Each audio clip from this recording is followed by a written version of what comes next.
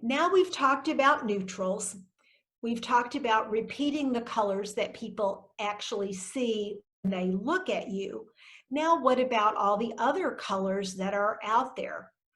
Well, with the exception of bright yellows and oranges, which are a little bit challenging, but except for that group, almost every woman can wear every other color family effectively. The question is which specific versions in that color family are going to be the ones that spotlight her. She wants to find the versions of each color that are about the same temperature as her coloring. That is, how golden or not golden her coloring might be. The ones that are about the same color value, that is about as light or as dark as her entire color pattern. And the right intensity, that is how clear or more complex or blended the color is. And again, that should relate to her individual coloring.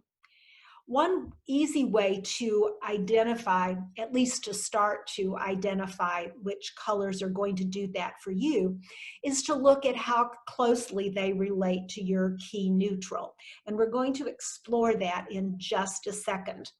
I'll take a second to mention that one of the services that I do for clients, both live and virtually, is to create 100% personalized, individually selected color fans for them that give them exactly the colors that showcase them. And here are 4 client examples with their color fans to help you understand how that would work. But for today, let me show you some sort of shortcuts that can at least point you in the right direction if you're not ready to dive all in for a consultation. Now, there's this popular mythology and widely promoted by retail that black goes with everything and everything goes with black. Now, if we believe that, that works really, really well for the retail fashion sector, because if we all believe that we should only buy skirts and pants and underlayers in black, then their inventory management becomes a whole lot easier. Whether or not it flatters us individually is a whole nother story. But the colors that do go most effectively with black are these clear, bright, fairly cool kinds of colors that you see here in this combination. And you can see how those mixes would be especially flattering to the women whose headshots you're seeing down the right-hand side of the slide.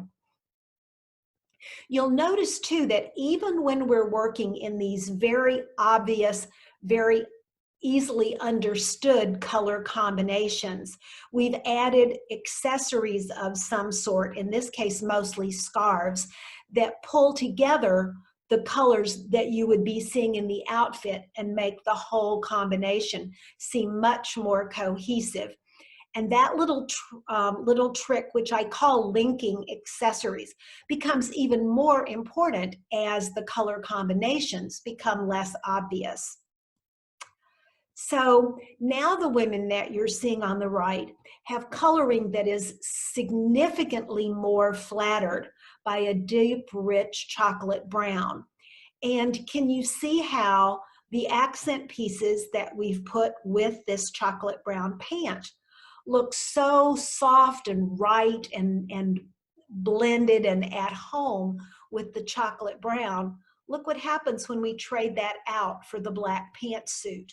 That's not to say you couldn't wear those combinations. Of course you could, but they somehow just don't have quite the same resonance that they do with the chocolate. So if you've determined that chocolate brown might be your key neutral, trying your solid color accent pieces against the chocolate is one way to determine how flattering they're most likely to be for you. Now, these women with soft blonde hair are wonderful wearing camel as their key neutral. Now, A thing to know is that when you have soft, low contrast coloring, not a lot of difference between your lightest and darkest elements, you probably would not want to wear your hair color head to toe. This isn't a very gracious terminology, but I mentally think of that as turning a client into a blonde blob. So she would always want to wear one of these interesting, very skin tone flattering, stronger colored tops underneath that camel cardigan with her camel pants. But once again, let's substitute black in there. And do you see how harsh it becomes and how much less harmony you're seeing between the women and the potential outfits that they might make from clothes in colors like those. Sticking with our sort of broad strokes color information here, the women, again, on the right-hand side of the screen, all have silvery or graying hair, which means that various shades of gray are going to be the really most flattering neutrals for them. And these clear but slightly softened accent colors, and again, we're pulling from every family. We have reds, greens, blues, purples, all of them in the right temperature, value, and intensity, and all of them linked back to the gray base with accessories that combine both colors. Here those colors are with black. And again, you could do it, but you're not getting that same wonderful harmony that you are with the gray. Now, a question that invariably comes up in individual closet consultations is, oh my gosh, but what am I going to do with all these black pants and black suits and black whatever that I have in my wardrobe? And such an easy way to link those back and help them to be flattering to you to the greatest extent that they can until you're able to replace them, is to accessorize them with colors that relate to your hair. Now, these particular examples, I used a navy pantsuit, and I just didn't have time to go and redo them all with black. But I think you can still get the understanding that adding hair color accessories and then one linking piece that incorporates both the black, or in this case the navy, with your hair color just gives you a much more pulled together look while you look at building up your stockpile of neutral pieces in your hair color. Now, we mentioned also that while we don't want to have too many prints in our wardrobe, that prints can be important. This particular woman is one of my very favorite sewing bloggers to follow. She's really Polly perfect, perfect little figure. Her hair is perfect every minute. She dresses like a dream. And she happens to live in California and have access, she's a sewing person, and has access to factory resale discount stores where they sell their leftover yardage. And she's able to pick up these amazing panel prints. However, I want you to see how even more stunning she looks and how much more cohesive the entire look is when she chooses print and patterned pieces that echo a little touch of that hair color. I especially love the effect in the outfit on the right, where she's chosen that beautiful suede pump that's almost exactly the color of her hair. And do you see how your eye continues to move back and forth between the bottom and the top of that look, moving up and down in a vertical direction? Now, she doesn't need any help to look trimmer or taller, but many of us are not blessed with a Barbie perfect body and really want that elongation, and this is one terrific way to make that happen.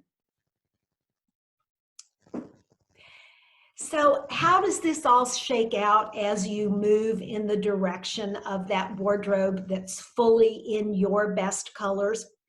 Well, one of the delightful things about this whole concept of emphasizing color first is that virtually all the colors that are the most flattering for any one individual also work together in literally countless ways. The young woman that we put this wardrobe together for is Stephanie. You see her on the right. And I chuckle every time I look at this for all the women who have said to me, "What? My neutral is brown? Nothing goes with brown." But do you see how literally every color family goes with brown beautifully? It's just not the versions of every color family that we immediately tend to think of. But if you look at the underlayer and the overlayer tops, if you look at the linking accessories, that for instance, that scarf that includes both the sage green and the dusty plum colors that you see on the right, and makes those garments work into really knockout, stunning outfits that the typical person without this kind of education would never think of putting together. Numerically and aesthetically, it is possible with very little effort to take those 25 garments and literally mix and match them into 380 combinations. In fact, I would challenge you right this second to take a screenshot of that on your computer, and then after today's session, play around with all the different ways that you can put those pieces together. Let me give you a couple of hints. One is that it's really easy to start with what I call a column of color, which means a bottom garment and a top garment in the same or closely related colors. So maybe we are looking at the little short sleeve shell, the second one in the top row, and pairing it up with the pencil skirt, bottom row, third one over. That easily becomes a column of color. And then every other top can layer over it. So we could layer over the darker brown jacket. We could layer over the lighter brown cardigan. That leopard print shirt in the top row could be worn unbuttoned and open as a sort of faux jacket over the shell in that column. Same thing with the peachy colored or blush colored shirt that starts off the second row. Or imagine those beautiful browns with the aqua blue cascade cardigan layered over it. Now you can do a column another way, and that is to pair up that sage green pant on the far right with the sage green jacket, and virtually every one of the colorful underlayer tops in the middle row could layer under that and make new outfits. So think in terms of color columns, think in terms of shirts and blouses that can be both an overlayer as well as an underlayer. One other question that pops up when people look at this is, do you mean she could only have 2 pairs of shoes? No, not at all. I mean, she only needs 2 pairs of shoes, but if shoe collecting is your passion, as it indeed is Stephanie's, by all means indulge within reasonable bounds. But I'd love to hear from you what outfits you were able to put together out of this 25 garment wardrobe. And I'm betting that each of you has double, triple, or quadruple 25 pieces in your own closet and may still be saying, oh my gosh, I have nothing to wear, if you haven't optimized the choices that you have to work from. In conclusion, there are 2 more steps to this whole wardrobing dilemma. The first is that you will have sort of in backwards order, ended up with a lot of pieces that you no longer need and you'd like to dispose of them responsibly. Most women are not aware that clothing production is second only to petrochemicals in being the most damaging industry for the environment. So just throwing away those clothes is not a responsible action. But donating them all needs to be done in a smart way, because donations need to be channeled in different directions depending on the nature of those items. In many communities, there are resale stores that provide by far the majority of funding for various nonprofits that have always been doing important work and are going to be even more mission critical as we look at recovering from the economic devastation that so many people have encountered in this pandemic.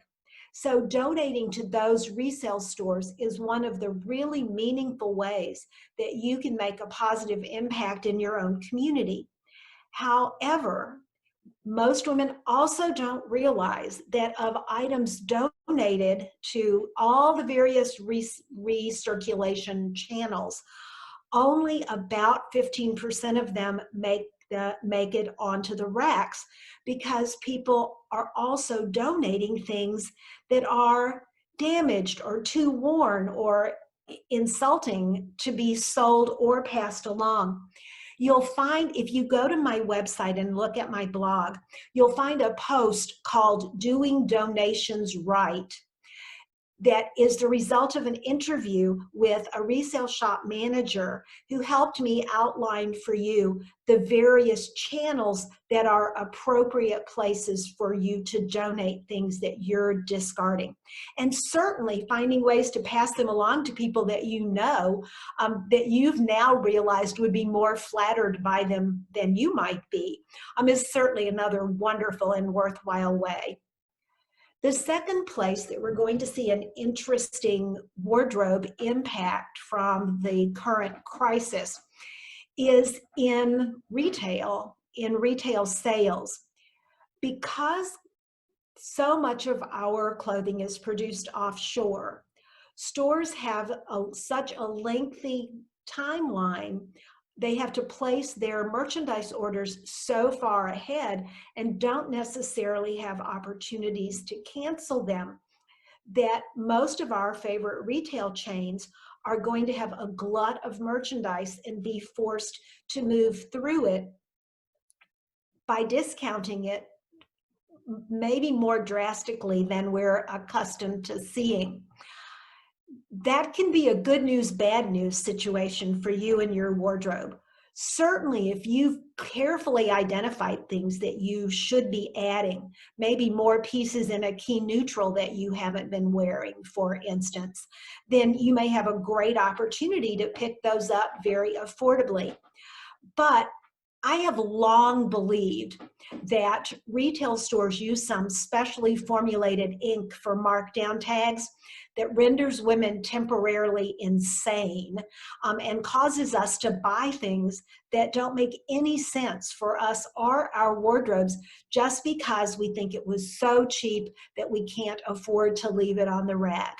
Please trust me, you can leave it. Nancy Reagan is not the only person who is saying to you, just say no. So plan for those sales. Look carefully at the pieces that you'd like to find to supplement your newly edited wardrobe. Enjoy learning how easy it can be to live with a lot fewer pieces when they're the right pieces and the pieces that you love. And if you have questions about implementing any or all of this information, my email is right at the bottom of this page, and I would be so happy to hear from you.